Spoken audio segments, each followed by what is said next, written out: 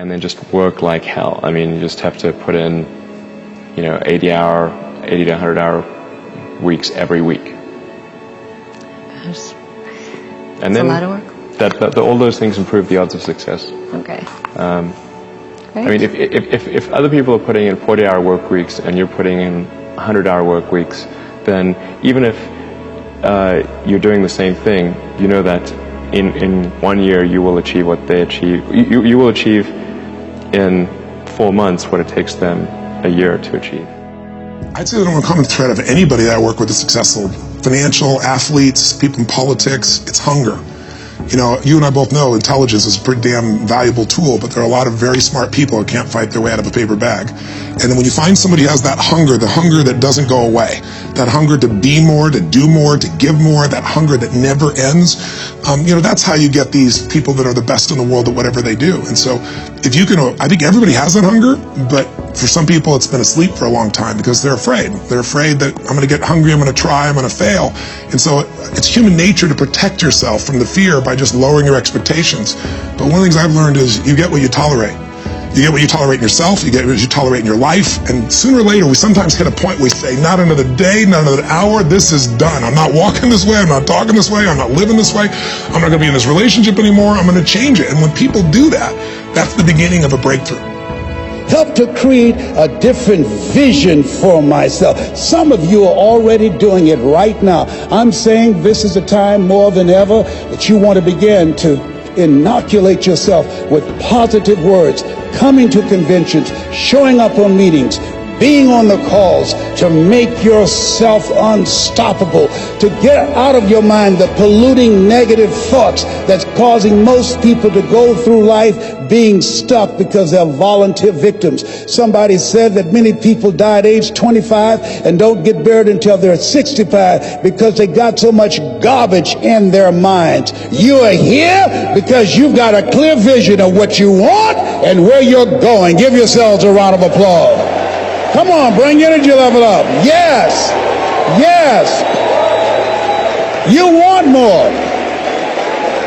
You want more. You're different. You're different than everybody else. Don't worry if they don't get it. Don't try and convince people to do this business.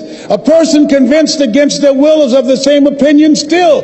You are not like everybody else. You can walk outside and find pigeons, but if you're looking for eagles, it's going to take you a minute. You are different. It's lonely at the top. How many of you know it's lonely at the top? Raise your hands. It's lonely at the top, but you eat better. That's what I'm talking about. The secret is there's certain times don't think. Like when you get up in the morning, don't think. Just roll out of bed, go in your life cycle, or go on a bicycle ride, or go to the gym, work out. You know that's what you have to do. And then read something and learn something. So don't even think about it. But there's other times where you have to really think and you really have to get creative and have a clear vision of where you want to go and what you want to do. And that's what I always had, and that's what I always believed in. I always believed in making money so that then you can do something with that. You invest in it and all this. Eventually you create a family, you give some of your kids and all that stuff, but also for charity. Look, I have the Schwarzenegger Institute at USC. Yeah. And so we have to raise money all the time and make money to pay for that and to support that. We have the R20, the environmental organization. Well, any organization and any idea is great, but if you don't have the money, you can implement anything. And so this is why it is important that if it is an environmental organization or if it is my after-school programs that are nationwide where we raise millions and millions of dollars every year, or if it is just, living in a great mansion or driving a nice Bentley and a Bugatti, this kind of things, it takes money to do all this kind of stuff. So therefore, I believe in making $1 into $2 and having a good time. I mean, the reality is, reading a book or going to a conference or having a great conversation where you get this golden information, that's all fantastic. But what makes mastery is execution on the ideas, not the ideas.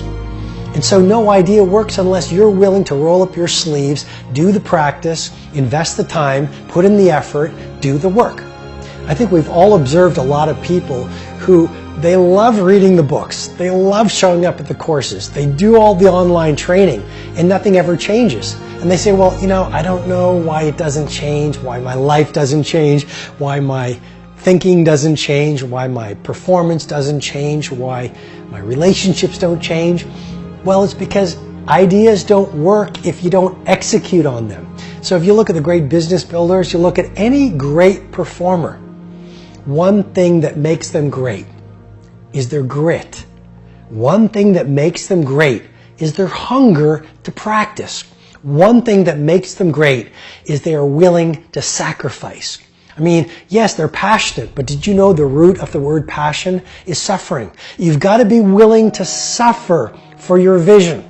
You've got to be willing to suffer to reach BIW, best in world. You've got to be willing to suffer the ridicule and laughter of your critics and your cynics to get to a place called world class.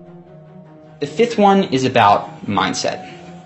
And the mindset shift is to appreciation. Because the truth is, oftentimes, everything while we're trying to get, we're focused on what we don't have. And if you can shift your mindset simply from not focusing on what I lack, but what I have, and shift it from not focusing on the bottom of that ladder, the stuff, but to the connection and the growth, that is the shift that will lead to the most lasting happiness. We have access to this at all times of our life. Even in the annoying moments when we're standing in line and it's 20 minutes to get out of the food store, you can focus on the fact that you're 20 minutes late. What you don't have is your time. Or you can focus on the fact that you have food surrounding you from all kinds of the world, and you live literally better than kings did 100 years ago, because they couldn't get grapes, right? They were on the other side of the planet. So depending on what you compare yourself to, if you're alive today, if you're watching YouTube, if you're on the internet, you literally live better than kings did not very long ago. You are in the top 0.1% of lucky people who have ever lived. So no matter what's going on in your life, I know that there will be things that knock you down, things that suck, reasons to be unhappy. But there's always a reason to bounce back if you shift your focus to what you have compared to what you don't. So I hope you find that helpful. I hope that you can focus on what you appreciate. And if you take one thing from this right now, write down or say in your head, one thing that is common to your life, that is little, that maybe you don't notice all the time, that you appreciate right now. And I think that that'll make you have a much better day. And if you can keep it up, that habit will give you a much happier life. The easiest way to build self-confidence. There's no magic button. I can't say, hey, this plane is going down. Who can fly it? Put your hand up. I can. I'm confident. Repetition, repetition, repetition. Right? What does Malcolm Gladwell call it? The 10,000 hour rule? There's no magic button. I recruited a goalie from Colombia, South America one year. Big, tall, 6'3" man. He had hands like stone. I thought he was like Flipper. Every time I throw him the ball, down onto the ground. I was like, oh my God, we're in trouble. Simple solution. Get to the wall, kick a ball against the wall and catch it. Kick the ball against the wall and catch it. His goal was 350 a day for 8 months. He came back. His hands were calloused. The moisture on his hands were literally gone. He is now playing in Europe. Magic? No. Repetition, repetition, repetition. The problem is we expect to be self-confident, but we can't be unless the skill or the task we're doing is not novel, is not new to us. We want to be in a situation where we've had so much pressure in that, and what I mean, because pressure builds diamonds, we want to be in a situation where, hey, I've done this 1,000 times. I did my speech, I practiced in front of the mirror, hey, I'm sounding good. And then I read in front of my kids and my wife. I was like, oh gosh, got a little nervous. And then I get in front of Glenn Gould, oh my goodness, I'm a little more nervous. By the time I get to the ACG, where 2,500 people, can't say anymore, right? 2,500 people, where 2,500 people are there, I won't have a single ounce of nervousness because of my ability to practice, right? Over and over and over again.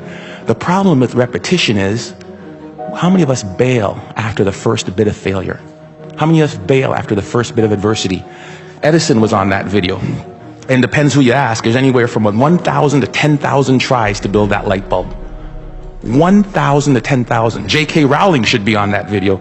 You know how many publishers she took her Harry Potter book to? I believe the number was 12 or 13. I'm pretty confident, but after 2 or 3 no's, I'd be like, dang it. After 6 or 7, I'm like, maybe not. Definitely after 9 or 10, I'd be looking to be a soccer coach or something else beside an author. Right? I mean, 12 times somebody said no. But practice, practice, practice, and do not accept failure. Maybe it shouldn't be repetition. Maybe the answer should be persistence. Because we all repeat something, but very few of us really will persist. So that's one way to build self-confidence. Get out there. Do what you want to do and do not accept no.